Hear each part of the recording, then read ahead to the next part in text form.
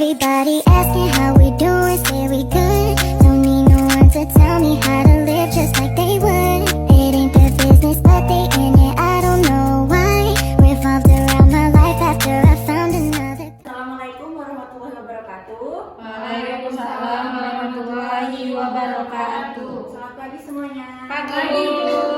Oke, sebelum kita memulai pelajaran pada pagi hari ini, untuk ketua kelas silakan untuk memimpin doa. Baiklah, sebelum memulai pelajaran hari ini, marilah kita berdoa terlebih dahulu. Berdoa menurut kepercayaan masing-masing. Berdoa dimulai. Berdoa selesai. Oke, ada yang nggak hadir hari ini? Hadir semua, Bu. Bagus. Tahu nggak kita hari ini mau belajar tentang materi apa? Fotosintesis, Bu. Bagus, benar Mbak. Sebelum kita lanjut ke materi pelajaran pada hari ini, sebelumnya Ibu akan memberikan kalian pertanyaan terlebih dahulu. Untuk pertanyaan pertama, itu bagaimana tumbuhan hijau dapat mencari makan? Siapa yang bisa jawab? Tolong Saya, Bu. Oke, Reza dulu ya udah. Dan cara fotosintesis, Bu. Oke, itu ya. Lalu yang selanjutnya, mengapa fotosintesis itu merupakan suatu proses yang penting di bumi? Siapa yang bisa jawab? Silahkan tunjuk tangan. Oke, udah. Fungsi apa? Mengapa proses fotosintesis itu penting di bumi? Nah, fotosintesis itu penting bagi di bumi itu untuk menghasilkan oksigen untuk kita bernapas, Bu. Oke, betul ya. Oke, untuk pertanyaan yang terakhir, bagaimana dengan tumbuhan yang tidak memiliki warna hijau? Apakah mereka juga tetap melakukan proses fotosintesis? Lakukan, Bu. Apakah juga tetap menggunakan klorofil? Tidak. Tidak menggunakan pigmennya. Oke, ya, mereka tetap melakukan fotosintesis tapi menggunakan pigmen yang lain seperti kromoplas. Oke, selanjutnya kita akan masuk ke materi presentasi hari ini. Untuk materinya itu kita sudah tahu kan itu mengenai fotosintesis. Dan untuk topik pada hari ini kita akan membahas 3 topik. Yang pertama itu mengenai apa itu fotosintesis, yang kedua bagaimana proses terjadinya fotosintesis, dan faktor-faktor apa saja yang mempengaruhi proses terjadinya fotosintesis. Nih, ini untuk pengertian fotosintesis ya. Fotosintesis adalah proses sintesis karbohidrat dari bahan anorganik yang terdiri dari CO2 dan H2O pada tumbuhan berpigmen dengan bantuan energi cahaya matahari. Nah, ini merupakan reaksi fotosintesis.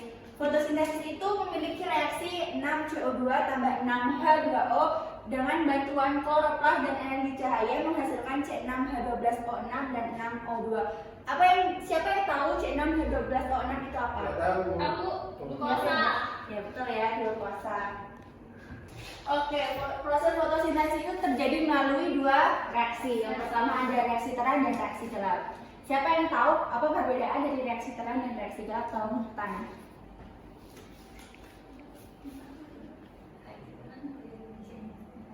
Ayo, siapa yang bisa silahkan tunjuk tangan. Ya, Latifah. Reaksi terang itu memerlukan cahaya matahari lebih banyak daripada reaksi gelap. Reaksi gelap tetap melakukan fotosintesis, namun cahaya yang dibutuhkan itu tidak sebanyak seperti pada reaksi terang.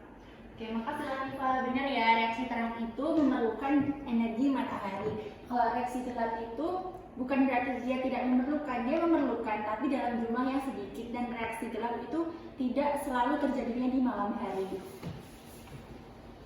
Oke, next. Ini merupakan penjelasan dari reaksi terang. Reaksi terang itu terjadinya di granat, tepatnya di membran telakoid daun, yang menghasilkan ATP dan NADPH2, yang dimana memerlukan bantuan molekul air dan cahaya matahari. Proses reaksi terang ini dibantu menggunakan 2 fotosistem, yaitu fotosistem 1 dan fotosistem 2. Untuk gambar lebih jelasnya, karena ada trouble dengan TV, maka silakan teman-teman untuk melihat ke laptop. Kenapa, Bu? Untuk reaksi terang itu, proses pertama itu terjadinya penangkapan foton oleh fotosistem 2, lalu akan menyebabkan terlepasnya 2 elektron. Lalu setelah itu akan terjadi fotolisis air untuk mengembalikan 2 elektron tadi yang hilang. Setelah prosesnya stabil, maka 2 elektron tadi akan dilepaskan lagi, diterima akseptor primer, dan 2 elektron tadi akan direduksi oleh PQ, lalu kompleksi elektron itu akan menghantarkan elektron dari fotosistem 1 ke fotosistem 2. Nah, kemudian elektron yang sudah diterima oleh fotosistem 1 tadi akan dilepaskan oleh fotosistem 1, diterima oleh akseptor primer, lalu akan direduksi menjadi NADPH. Begitulah proses dari reaksi terang. Penjelasan lebih jelasnya Ibu akan menampilkan video.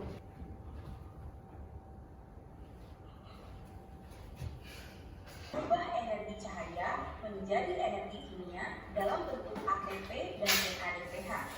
Jadi yang harus diingat adalah reaksi terang ini merupakan tahapan reaksi fotosintesis yang memerlukan cahaya matahari. Terang dan terdapat juga fotosistem 2 atau yang dikenal sebagai P680.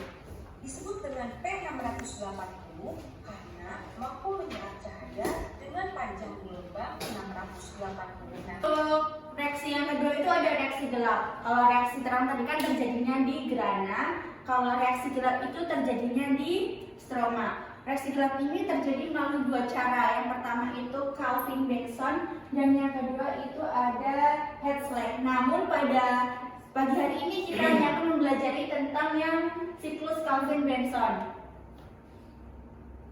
Oke. Untuk reaksi gelap ini terjadi melalui 3 cara. Yang pertama itu ada fiksasi karbon, yang kedua itu ada reduksi, dan yang ketiga itu ada regenerasi. Untuk prosesnya, silahkan teman-teman lihat pada laptop. Yang untuk proses pertama itu kan fiksasi karbon. Itu dimulai dari protein ribula bifosfat, dia berikatan dengan CO2, lalu akan terjadi fiksasi karbon menghasilkan ini 3 fosfogliserat yang lalu akan berikatan dengan ATP dan NADPH, kemudian akan menghasilkan 3GP, itu glikogliserat 3 fosfolit. Kemudian akan direduksi dan menghasilkan glukosa, yang dimana glukosa ini akan bereaksi dengan ATP dan akan beregenerasi menjadi ribula bifosfat. Itulah proses singkat dari terjadinya reaksi gelap. Itulah karena pada prosesnya tidak membutuhkan cahaya matahari secara langsung. Sedangkan penambahan siklus Calvin dikarenakan karena penemunya adalah Melvin Ellis Calvin, dan reaksi-reaksi yang berlangsung berjalan berputar-putar seperti sebuah siklus. Siklus Calvin atau reaksi gelap pada proses fotosintesis terjadi setelah adanya reaksi terang. Mengapa? Karena seperti yang telah kita bahas di video sebelumnya, bahwa reaksi terang menghasilkan ATP dan NADPH. Nah, ATP dan NADPH inilah yang akan digunakan dalam reaksi gelap. Sehingga reaksi gelap merupakan proses masuknya ion karbon dalam bentuk CO2 yang nantinya akan menghasilkan output berupa gula. Oke, yang terakhir yaitu ada faktor yang mempengaruhi fotosintesis. Itu ada 8 ya. Yang pertama itu konsentrasi CO2, persediaan air, intensitas cahaya, kandungan klorofil, cahaya, temperatur, CO2, dan kelembapan. Bagaimana sih faktor-faktor tersebut mempengaruhi proses fotosintesis? CO2 itu dapat mempengaruhi proses fotosintesis. Apabila konsentrasi CO2 itu meningkat, maka proses fotosintesis akan optimal. Yang kedua itu persediaan air. Air kan juga diperlukan dalam proses fotosintesis. Apabila airnya cukup, maka proses fotosintesis itu akan berjalan dengan optimal. Yang ketiga ada intensitas cahaya. Hampir sama ya dengan cahaya. Itu apabila intensitas cahaya cukup, dia akan mengoptimalkan proses fotosintesis. Tapi apabila cahayanya itu terlalu tinggi, maka juga akan mengganggu proses fotosintesis. Lalu ada kandungan klorofil. Kan kita tahu ya, klorofil itu merupakan pigmen yang juga berperan penting dalam fotosintesis. Apabila kandungan klorofil dalam satu tumbuhan itu terpenuhi dengan cukup, maka dia akan membantu proses fotosintesis itu dengan baik juga. Lalu ada temperatur. Temperatur atau suhu ini juga mempengaruhi proses terjadinya fotosintesis. Tapi apabila temperaturnya terlalu tinggi, maka fotosintesis itu pun juga tidak akan berjalan dengan optimal. Lalu ada CO2. CO2 kan merupakan salah satu bahan dari terjadinya fotosintesis. apabila terlalu tinggi maka akan menyebabkan efek rumah kaca. Lalu ada yang terakhir itu ada kelembapan.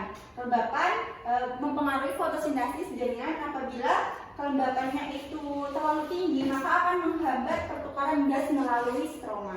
Jadi itu ya faktor-faktor yang mempengaruhi fotosintesis. Oke, mungkin dari Ibu pemaparan materi dari Ibu akan memberikan LKPD yang kepada setiap kelompok. Kelompoknya ada 2 kan kelas ini. Ya, Bu. Setiap kelompok akan Ibu berikan LKPD. Di lembar pertama itu ada nama kelas, tolong diisi untuk tiap-tiap kelompoknya. Lalu di dalam lembar kedua itu ada petunjuk pengerjaan dan tujuan dari LKPD tersebut. Lalu silahkan jawab pertanyaan yang sudah disediakan tempatnya. Ibu berikan waktu 10 menit cukup ya? Cukup, Bu. Oke, silahkan dikerjakan. Nanti di akhir sesi perwakilan tiap satu kelompok aja itu maju ke depan untuk memaparkan hasil presentasinya. Bu. Kalau yang karena itu